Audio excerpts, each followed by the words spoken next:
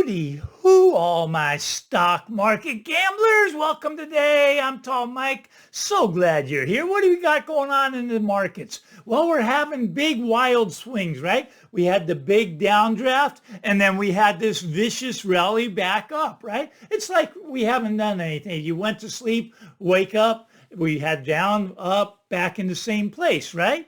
Okay, well, the first downdraft, that would be called distribution.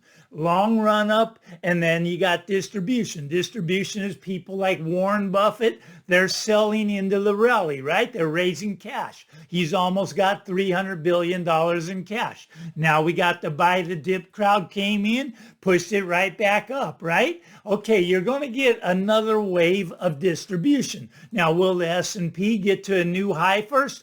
I suppose it's possible. Will the NASDAQ? Probably not. I really doubt that. But I do think another wave of distribution's coming. You see, you got the smart people. They're selling into these rallies. We're in a topping process. There's distribution now. We've had the first distribution. We're going to get the second distribution. Now, is this the big crash? My guess, absolutely not. Why? Because they're still buying the debt, right? And not just any debt. I'm not talking about the bonds, the long bonds. They're buying the junk debt, the debt from the corporations, right? You can look at the HYG. The HYG keeps moving higher. Someone's buying that. And it's not me, it's not you. I'm telling you, it's the Fed. A lot of people would argue with me, but Mike, the Fed doesn't buy that junk debt. Yes, they do. That's who's in there buying. That's who wants to keep the market going higher. They cannot afford to let this thing crash. They're going to hold it up at any cost. They're going to, now, there's good news. There's good news. Okay. So the recession, it's off the table, right? It's going to be a soft landing. Okay. That's what they're telling us in the mainstream media. Recession off the table, soft landing. Now, if you believe that, well, you might want to go watch mainstream media because that's not my take. You see, my take is we're already in a recession. And when you revise the data, years from now, we'll study this time in history to realize that this is the recession. And we're probably going to see a Great Depression, depending on what happens with the election, depending on what happens with the Federal Reserve printing of money into oblivion, right? You see, the Federal Reserve hasn't allowed a recession for the last, 14 years or so, right? Okay, I mean, now, as soon as things start to show a recession, they just print money. Now, I want you to leave me a comment. Would you prefer to have a recession, or would you prefer to have the Fed just print our way out of it? And then what that does is cause inflation, so you get the higher prices. Prices never go down, they just stay up, right? So, but you can avoid the recession by printing this unlimited money supply, right? Okay, and that way they say you're not in a recession. Like the retail sales number, right? I mean, what did they come out and say? Retail sales, unexpectedly jumped, right? Well, what'd they jump? You look at the data, I mean, it's like up, 2% year over year, right? Retail sales. So they tell you we're not in a recession because that's going up. Well, it's really going down because you got to look at inflation. During the last year, inflation's been at 3 or 4%. So consumer has bought less stuff. It's just that prices have gone up higher. But you see, the Fed, they've been avoiding recessions, every recession, by printing money, printing more and more money. 35 trillion in debt, 120 in unfunded liabilities. We're in big trouble now. But I suppose their plan is to keep printing money. Now, do you want them to? Do you want them to keep printing money, or would you want to feel the pain of a recession? See, I would argue that a recession is a very good thing. It wipes out the bad investment. Believe me, there's a lot of bad investment that needs to be wiped out right now. 20% of the S&P 500 are what's called a zombie company. They don't bring in enough cash flow to even pay for the interest. So what they have to do is they have to borrow. They have to create more debt. And the Federal Reserve is the one creating all the debt. Now, when the debt bubble goes, it's going to be really ugly. I'm telling you, it's not going to be a pretty sight. Okay, so what we got is this recession now. Well, no recession, right? But what we got is the Fed printing money to keep us out of the recession. Now, when they continue to print money, you can see this playing out in the gold market. Gold continues to go higher. Now, I do think gold's getting a little bit overbought. overbought at 2,500, right? Okay, that's overbought. It's probably going to pull in a little bit before it goes much higher because the Fed's never going to stop printing. So I would just sit back and, buy the dip on the gold market. I would not be buying the dip in the stock market. I think the stock market's incredibly overvalued. I think gold's going to go 1-to-1 with the Dow 40,000, gold 2,500. They're going 1-to-1. Okay, now you see what they say, we're not in a recession, but yet 70% of the U.S. live paycheck to paycheck. 70% of the United States are living paycheck to paycheck. Something like 63% don't have $400 saved for an emergency, but yet we're not in a recession. These are the best of times, and that's what they'll tell you, right?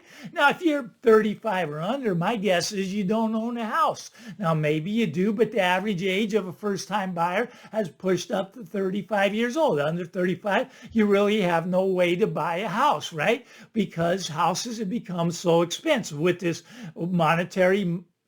modern monetary theory where they just print your way out of recession. It pushes asset bubbles higher. You see, our economy, it's based on debt and it's based on asset bubbles. As long as we can get more debt, we can blow the asset bubbles higher.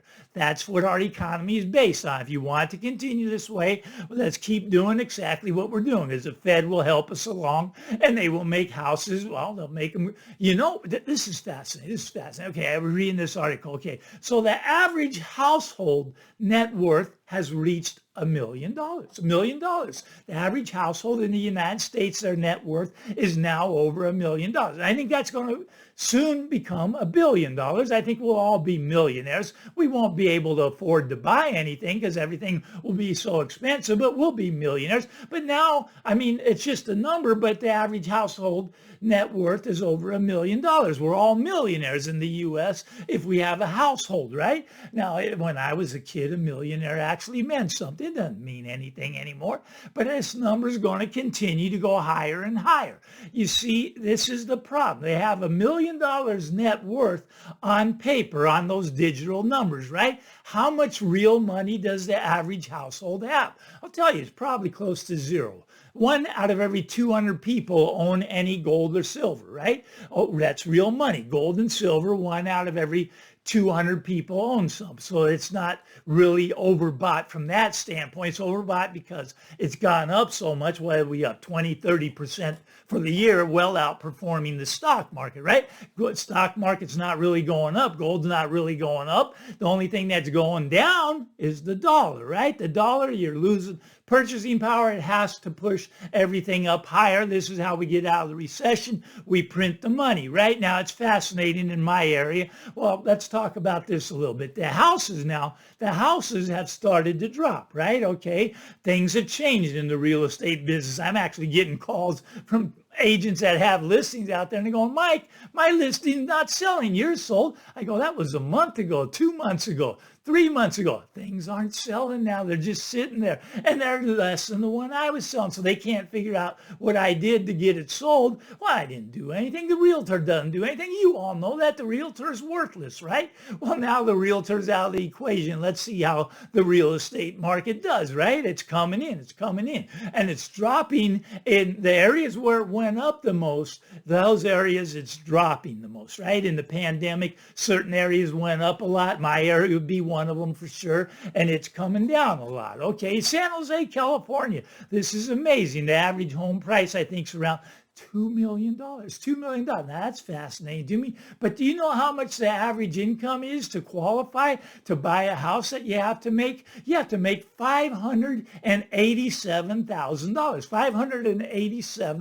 $587,000 to qualify for that. Well, the average home is $2 million in San Jose. I don't think that is going to be sustainable. Look, you may make $587 right now a year, but can you do it for 30 years while you pay off the mortgage? Look, you better have a really secure job. In my lifetime, I've only made over that one time. And it wasn't from real estate. It's actually another business I was running that had a really good year. And it brought me to the $1 million level. But just for that year, after that, it kind of collapsed on me.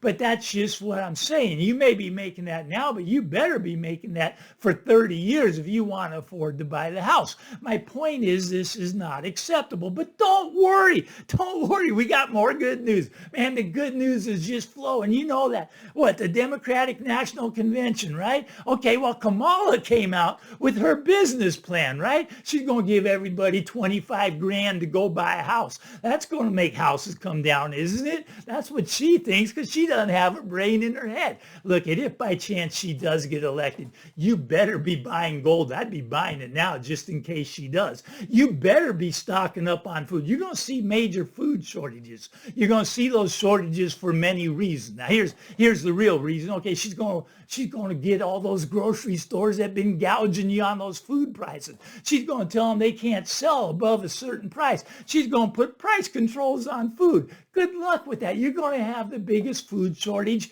in the history of America coming if she gets elected. But that's not the only reason. You may see a food shortage anyways, so it's good to have extra food, right? Good to have some extra food. I mean, the reason you need extra food is because this debt bubble is going to pop. Now, when the debt bubble pops, there's going to be a shortage of food. But Mike, that doesn't make any sense. It's just finance, right? Well, you don't understand how much debt goes into making a loaf of bread. The farmers, they're in big debt, right? And they got to have that big debt so they can continue to plow the fields, right? They got to get the tractors out there going. They don't have money. They got debt. And when this debt bubble breaks, the food supply dries up. Have some extra food. That's all I'm saying. But if Kamala gets in, have a lot of extra food because you're going to see massive food shortages, probably even food lines at the store. But don't worry, she solved the real estate crisis. Going to give everybody $25,000. Now, what's funny, the stuff she's saying is making Joe look awfully good. I'm already missing Joe, right?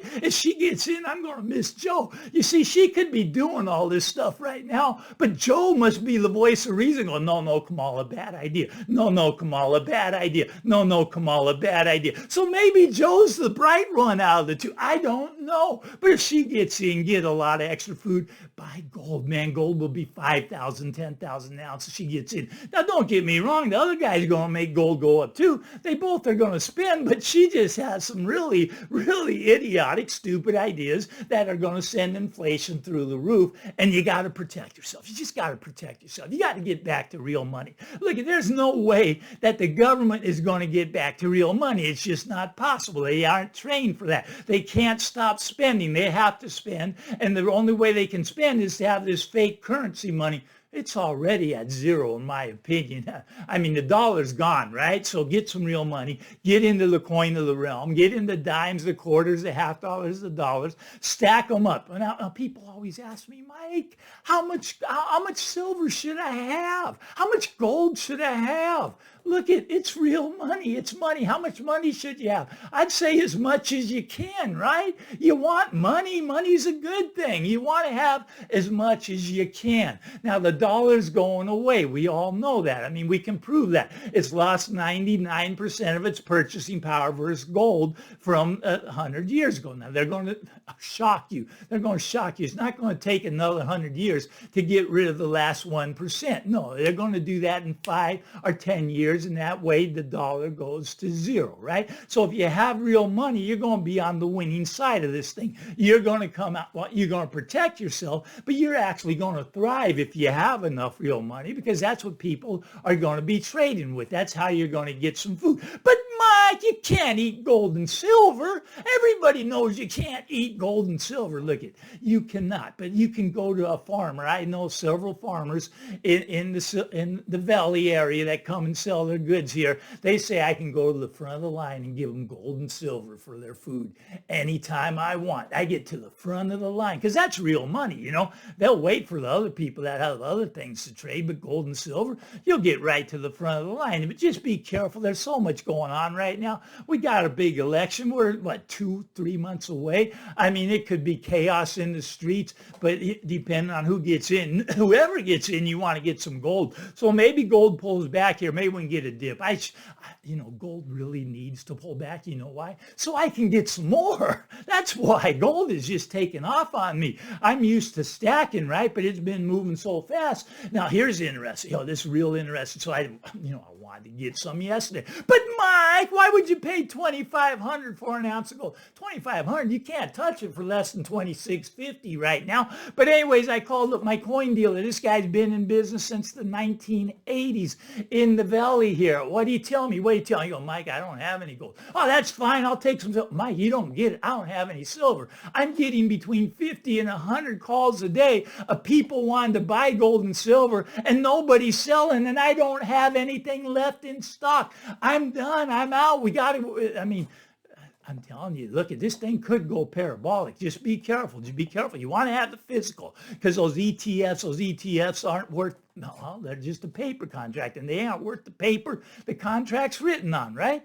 Okay, so you want to get the physical, but my gold and silver coin shop guy, I feel so bad for him. Now, he's made a lot of money selling to everybody, but he can't get it back in. Now, once again, he watches my channel. Vicky, you watching? Hey, 2 thumbs up to you, buddy. You're doing great. But anyways, he knows. I'm on his speed dial. He likes me. He puts me on the front of the list. So I'm going to get some more. Even at these high prices, you got to keep stacking because it protects you. Protects you from these politicians. I mean, we got to get them all out of Washington. Look, anyone that goes to Washington that doesn't want to get back to real money, that doesn't want to stop spending money we don't have, I don't want them there. Yes, there's going to be pain. It's going to be a lot of pain.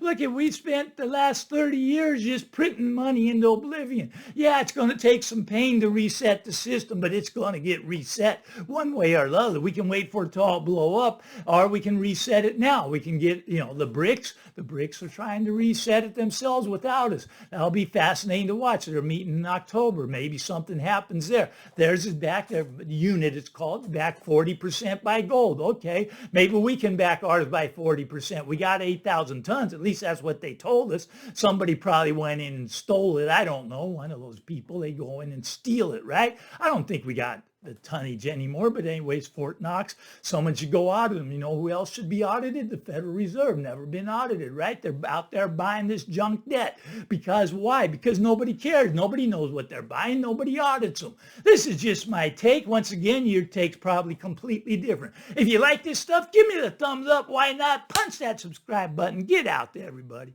Have a great day, and we'll talk again real soon. Bye-bye now.